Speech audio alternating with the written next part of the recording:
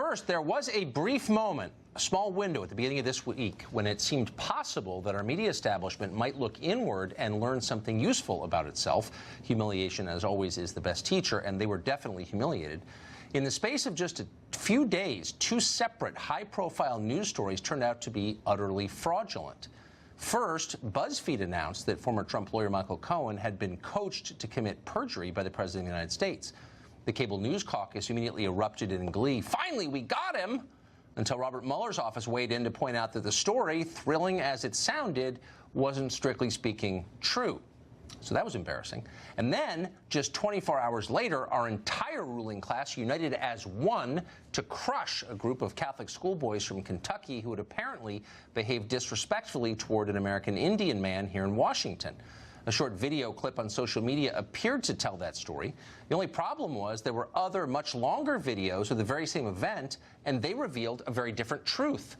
The students from Covington Catholic did not harass anyone. In fact, they were the ones being harassed.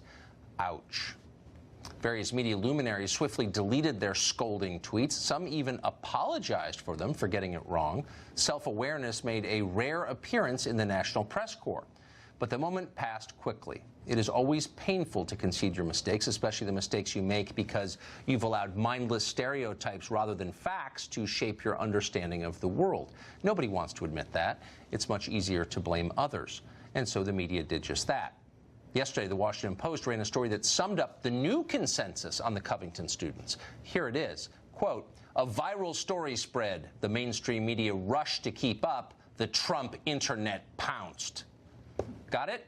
The real villains here are not the journalists who pushed for innocent kids to be expelled from school and punched in the face. The real bad guys are the people who were offended by the fake story. They're the ones who, quote, pounced. That's what bad people do in Washington Post headlines. They pounce. So, having absolved themselves of any wrongdoing and recast themselves as the real victims here, the media went back on the offensive against the Covington students. One of those students, a boy called Nick Sandmann, made the mistake of going on NBC this morning. And here's what happened next. Do you feel from this experience that you owe anybody an apology? Do you see your own fault? We looked at that video and thought about how it felt from the other's perspective. In other words, there were a lot of you, a handful of the others. Do you think they might have felt threatened by a bunch of young men kind of beating their chests? Do you think if you weren't wearing that hat, this might not have happened, or it might have been different? There's something aggressive about standing there, standing your ground. Yeah, there's something aggressive about standing there. Failing to move is a hostile act. We can't have people standing still in public places. Get a move on, son. That's what NBC is telling us. Just kidding. NBC is actually fine with people standing around, most people anyway. Go ahead and make the case for loitering laws and see what happens. NBC will attack you as a fascist before you finish the sentence. NBC just doesn't think that people like Nick Sandmann should stand in place. It's, quote, aggressive. George Orwell imagined a world like this 70 years ago in 1984. For the disfavored, Orwell wrote, the smallest thing could give you away: a nervous tic, an unconscious look of anxiety, a habit of muttering to yourself.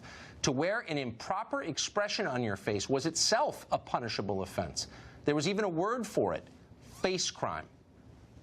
Nick Sandmann committed face crime on Friday. There was just something about his face, something aggressive and sneering. For that crime, some of our superiors don't believe that Nick Sandmann ought to be allowed to speak in public.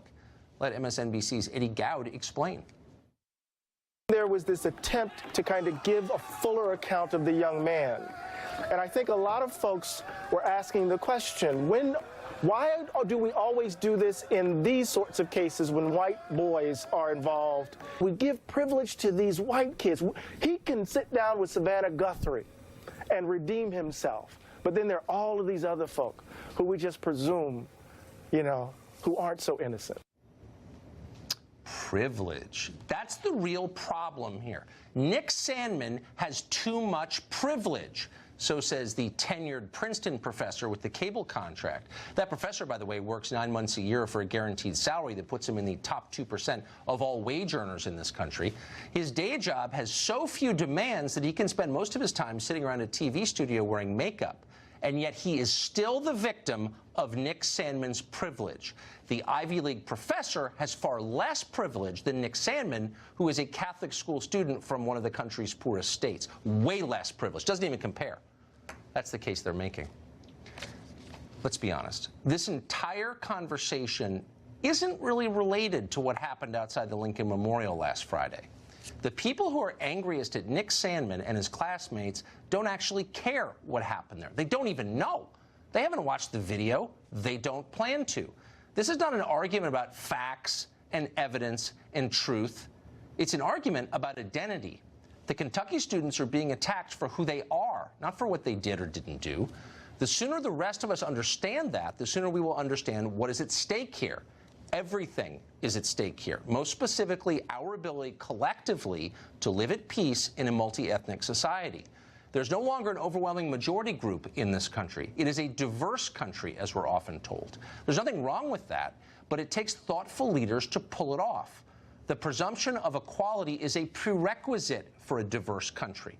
Once people start believing that some groups are inherently inferior to other groups, they have more privilege. They shouldn't be allowed to stand in public. There's something about their faces we don't like. When people start thinking that, the whole project falls apart. People start hating each other, and not hating each other for their opinions. We could fix that. People's views evolve over time. Political divisions can heal, and often do. But fights over identity do not. They are different. Identity does not change. It cannot be moderated or controlled. It's inherent.